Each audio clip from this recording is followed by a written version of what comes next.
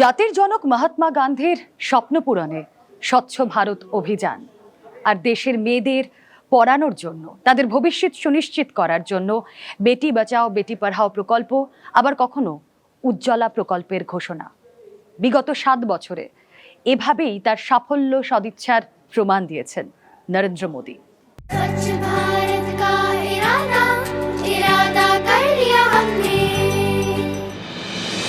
মসৃণ রাস্তা, ঝকঝকে শহর, নির্মল গ্রাম। কে জানতো একদিন যে রাস্তায় পা রাখা দায় ছিল, আজ সে রাস্তায় দ্রুত গতিতে ছুটবে গাড়ি। একদিন যে রাস্তা জঞ্জালে ভরা থাকতো, সেই রাস্তার পাশে দেখা যাবে ফুলের শোভা। গত 7 বছরে দুনিয়া শুধু বদলে যাওয়া ভারতকেই দেখেনি, দেখেছে সুন্দর ঝকঝকে এক ভারত। আজ দেশের 90% বেশি ঘরে রয়েছে শৌচাগার। 2014-র আগে দেশের মাত্র 40% ঘরে শৌচাগার ছিল। গ্রামের 9 কোটি 28 লক্ষ শৌচাগার তৈরি হয়েছে, শহরে তৈরি হয়েছে 58 লক্ষ শৌচাগার। স্বচ্ছ ভারতের এই স্বপ্নই তো দেখেছিলেন মহাত্মা গান্ধী, যাকে বাস্তবায়িত করেছেন নরেন্দ্র মোদী।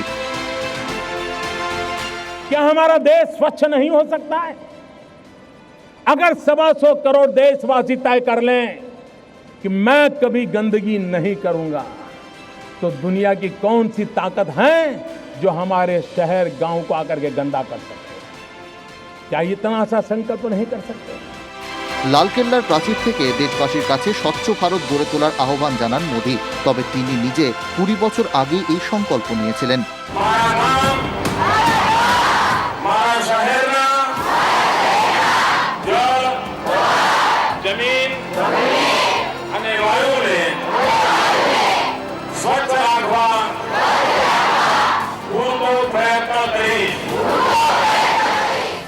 গুজরাতের মুখ্যমন্ত্রী থাকার সময় নরেন্দ্র মোদী পরিবেশ স্বচ্ছ রাখার ওপর জোর দেন। প্রধানমন্ত্রী হওয়ার পর বিষয়টিকে জন আন্দোলনের রূপ দেন।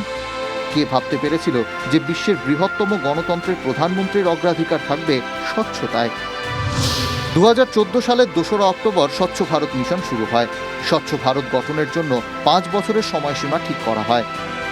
স্বয়ং প্রধানমন্ত্রী মোদী ঝাড়ু হাতে নেমে পড়েন রাস্তায়। রাস্তায় নামেন বিশিষ্ট ব্যক্তিরাও। ফলে বদল আসতে দেরি হয়নি।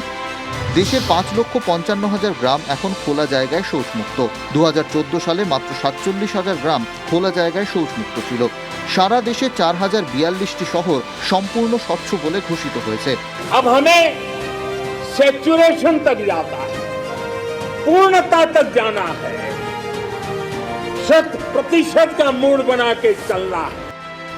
এই লক্ষ্যেই প্রধানমন্ত্রী স্বচ্ছ ভারত মিশন আরবান 2.0 শুরু করেন।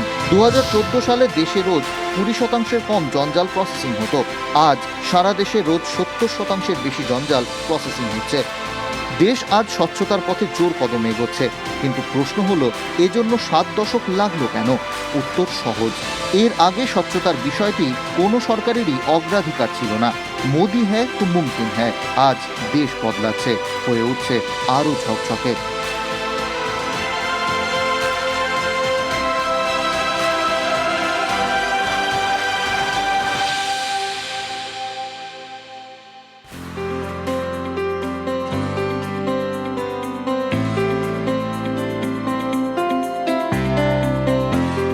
मैंने कहा अगर बेटी शाम को देर से आती है तो हर माँ बाप पूछते कहाँ गई थी, क्यों गई थी, किसको मिली थी। फोन पे बात करते माँ देखते, हे बात बंद करो, किससे बात करते, किसके बात करते। अरे बेटियों को तो सब पूछ रहे हो, कभी बेटों को तो पूछो कहाँ गए थे। সমাজের এই ধারণাটাই বদলে ফেলা দরকার ছিল। ছেলেকে সম্পদ আর মেয়েকে বোঝা ভাবার এই রীতি থেকে বেরিয়ে আসা প্রয়োজন ছিল। আর এই লক্ষ্যেই প্রধানমন্ত্রী শুরু করেন এক অভিযান, এক জন আন্দোলন। जरा माताओं से पूछ रहा हूं, अगर बेटी पैदा नहीं होगी तो बहू कहां से लाओगे? हम ये तो चाहते हैं कि बहू तो हमें पढ़ी लिखी मिले, लेकिन बेटी को पढ़ाना है तो 50 बार सोचने के लिए मजबूर हो जाते हैं। यह अन्याय कब तक चलेगा? ये हमारी सोच में ये दोगलापन कब तक चलेगा? 22 জানুয়ারি 2015 হরিয়ানার পানিপথে শুরু হলো যাত্রা, যে রাজ্যে সেক্স রেশিও সবচেয়ে কম। হরিয়ানা থেকে প্রধানমন্ত্রী বেটি বাঁচাও বেটি পড়াও অভিযান শুরু করেন। লক্ষ্য ছিল সমাজে লিঙ্গ বৈষম্য দূর করা, মেয়েদের সমান সুযোগের ব্যবস্থা। শুরুতে বরাদ্দ হয় 100 কোটি টাকা। Selfie with daughter, selfie to stop dowry কিংবা ঘরের দরজায় মেয়েদের নেম প্লেটের মতো বিষয়কে প্রচারে আনা হয়। 4 বছরের মধ্যে আসে বদল। সেক্স রেশিওয়ে অভাবনীয় উন্নতি করে হরিয়ানা, কমে আসে কন্যা ভ্রূণ হত্যা।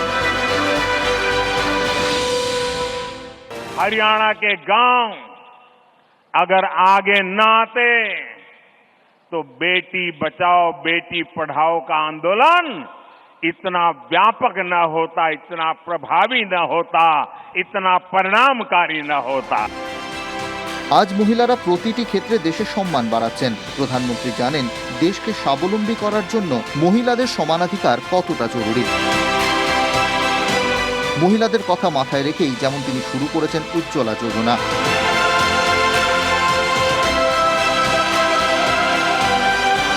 2016 সালে শুরু হয় উজ্জ্বলা যোজনা। 2020 সালের মধ্যে বিনামূল্যে 8 কোটি গ্যাস কানেকশন দেওয়ার লক্ষ্যমাত্রা ধার্য হয়। সময়সীমা 7 মাস আগেই 8 কোটি 36 লক্ষ পরিবারে পৌঁছে যায় রান্নার গ্যাস। কয়লার উনুনের ধোঁয়া থেকে মুক্তি পাওয়ার পর দেশ দেখেছে মহিলাদের মুখের হাসি। সম্প্রতি প্রধানমন্ত্রী উজ্জ্বলা যোজনা 2.0 শুরু করেছেন। 10ই আগস্ট প্রকল্প শুরু করার পর এখনো পর্যন্ত প্রায় 60 লক্ষ আবেদন জমা পড়েছে। अब सरकार ने तय किया है कि देश के सभी सैनिक स्कूलों को देश की बेटियों के लिए भी खोल दिया जाएगा। মহিলাদের উন্নয়নের জন্য আগে যে চেষ্টা হয়নি এমন নয়, কিন্তু প্রধানমন্ত্রী মোদীর সংকল্প শক্তির কারণে আজ খেলা থেকে প্রতিরক্ষায় মহিলারা দেশের সম্মান বাড়াচ্ছেন। আসছে অলিম্পিকের পদকও। 4 বারের মুখ্যমন্ত্রী মোদির হাতেই বদলে গিয়েছে গুজরাতের খোল নলছে।